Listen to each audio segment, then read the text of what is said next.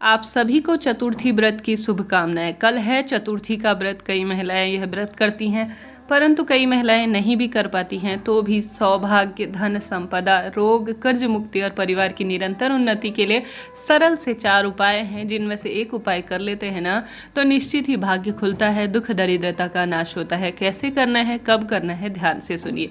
सबसे पहला उपाय गेहूं का है, जिसे कभी भी भूला नहीं जा सकता। गुरुजी कहते हैं जब बच्चा पढ़ाई में एकाग्र ना हो, उसके रोग शोक काफ़ी बढ़ रहे हों, वह कहीं उन्नत नहीं कर रहा हो, जीवन में वह परेशान सा रहता है, भले ही आपके पति भी हो, तो उनके लिए भी आप कर सकते हैं। आप सभी को 108 की संख्या में गेहूं लेने हैं। 108 ना हो तो आप 41 या 51 भी ले सकते हैं। 41 या 51 या जो है आप सभी 108 की संख्या में ले सकते हैं, इच्छा आपकी है। अब आप सभी को श्री शिवाय नमस्तुभ्यम कहते हुए मंत्र जाप करते हुए, गेहूं जो है सूर्य ग्रह से भी संबंध रखता है, आप सभी जानते होंगे। और जब चतुर्थी व्रत पड़ता है तो यह उपाय जरूर से करना चाहिए। 1 लोटा जल ले जाएं और चले जाएं महादेव के मंदिर में। जो आपने 108 गेहूं के दाने लिए हैं या जितनी अपनी क्षमता सामर्थ्य अनुसार गेहूं लिया है, उसे आप सभी को घर का जो व्यक्ति है, जैसे आपके पति हो गए या बच्चे हो गए, कोई भी व्यक्ति जो दुख बीमारी से परेशान है, उसके हाथ का स्पर्श कराकर और साथ के साथ गोलबाती का दीपक लगाकर और पूरे घर में घुमाकर शिव मंदिर ले जाना चाहिए। शिव मंदिर नहीं ले जा सकते तो घर पर भी शिवलिंग विराजमान है पिंडी स्वरूप में, तो वहाँ पर भी किया जा सकता है। गेहूँ जो है समर्पित होता है शिवलिंग पर, तो आरोग्यता में वृद्धि होती है और धन संपदा। कहने का अर्थ है गेहूं चढ़ाना सबसे सुखद जो है महादेव के शिवलिंग में माना जाता है। तो आप सभी को संपूर्ण शिव परिवार में सबसे पहले जलाभिषेक करना है, साथ के साथ गोलबाती का दीपक लगाना है।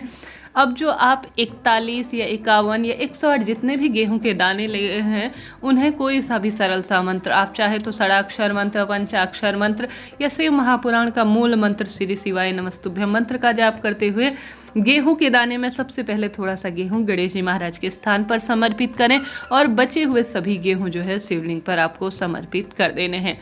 इन गेहूं को जब समर्पित करेंगे ना, तो अपने मन की कामना कहें कि हे महादेव, चतुर्थी व्रत, हे गणेश जी महाराज, आपको समर्पित है आज इस कामना से कि मेरे बच्चे की नौकरी लग जाए, पदोन्नति हो जाए, ट्रांसफर हो जाए, उसकी एकाग्र बुद्धि हो, ये जो भी है विवाह संबंधी परेशानी सभी में आप कर सकते हैं।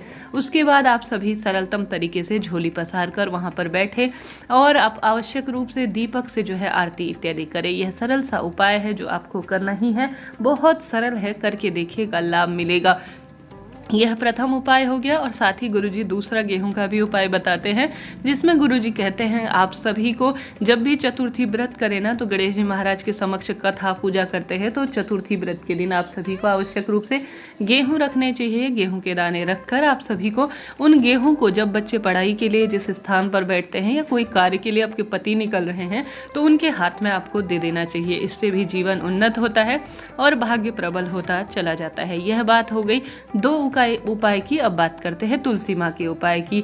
जो यह महीना चल रहा है, इसमें सर्वश्रेष्ठ माना जाता है तुलसी माँ का पूजन, सूर्य देवता की आराधना और साथ के साथ भगवान श्री कृष्ण की आराधना। तो आप सभी को जो है श्री हरि विष्णु की प्रिया माँ तुलसी के समक्ष यह सरल सा कार्य करना है।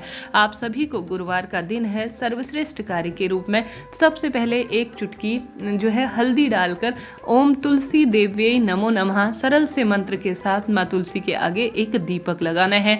साथ ही तुलसी माँ की जो जड़ की मिट्टी है, वह अपने बच्चे के या अपने मस्तक पर भी, अपने पति के मस्तक पर धारण करनी चाहिए। साथ के साथ आप सभी को आवश्यक रूप से जो तुलसी माँ है उनमें जो जल समर्पित करते हैं, उसमें कच्चा दूध डालकर आवश्यक रूप से 1 चुटकी हल्दी डालकर आप सभी को ओम नमो भगवते वासुदेवाय महामंत्र का जाप कर कर जल समर्पित करना चाहिए। फिर अपने ही स्थान पर खड़े होकर या माँ तुलसी की 8 या 108 परिक्रमा लगाने का प्रयत्न करना चाहिए।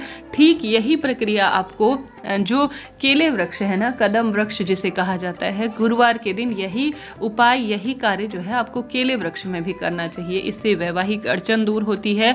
परिवार में कोई किसी भी तरह से धन संपदा की बाधा बन रही है, कोई भयंकर जो है विपदा आन पड़ी है, कोई ऐसी परेशानी है, तो सरल कार्य है, इससे भाग्य प्रबल होता है। सुहागिन महिला को तो खास तौर पर गुरुवार के दिन यह कार्य करने ही चाहिए। यह गुरुजी ने पुरानी अपनी कथा में उपाय बताए गए हैं जो मैंने बताया।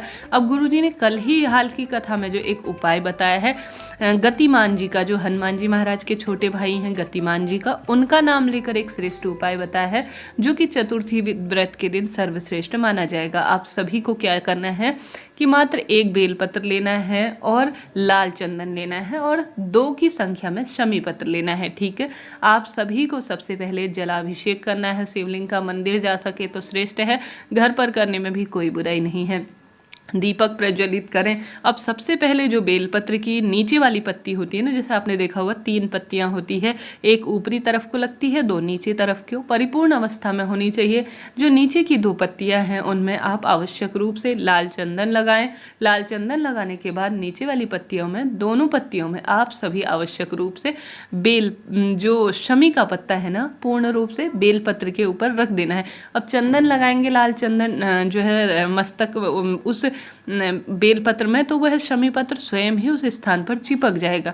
चिपकने के बाद आप सभी हनुमान जी महाराज के छोटे भाई गतिमान जी का नाम लेकर और श्री शिवाय नमस्तुभ्यं मंत्र का जाप कर कर हनुमान जी का भी स्मरण करें। तो आप सभी को यह जो शमी पत्र जिसमें आपने चंदन लगा रखा है और जो बेलपत्र में शमी पत्र रख रखा है और चंदन लगा रखा है, वह अपने मन की कामना कहते हुए आपको शिवलिंग पर परिपूर्ण रूप से समर्पित कर देना है।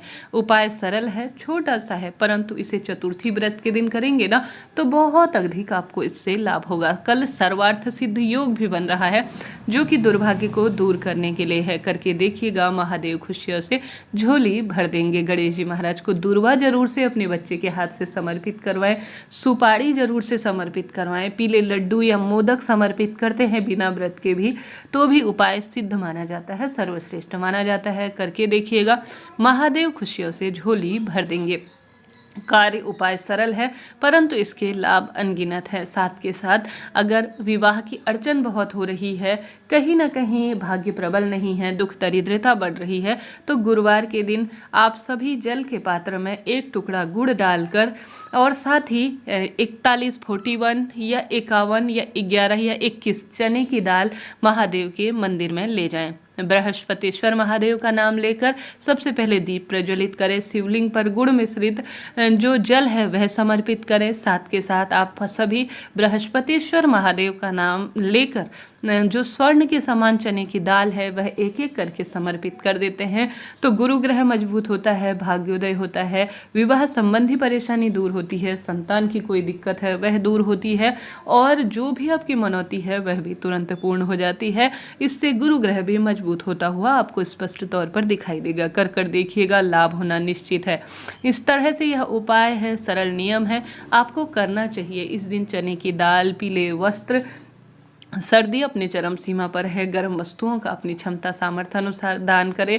घर के बड़े बूढ़े लोगों को गुरुजी कहते हैं चने की दाल आप दे देते हैं तो सौभाग्य में भी वृद्धि होती है। आप सभी इस दिन विशेष तौर पर 5 दीपकों का जरूर से दान करें, जिसमें से केला वृक्ष हो गया, पीपल वृक्ष हो गया, माँ तुलसी, श्री हरि विष्णु और महादेव के मंदिर में। बस यही सरल से कार्य आपके भाग्य को खूब खूब प्रबल करेंगे। वीडियो उपयोगी रहा हो तो लाइक करें, शेयर करें, सब्सक्राइब करें और कमेंट्स बॉक्स में ओम नमो भगवते वासुदेवाय जरूर से लिखें। जय माता दी।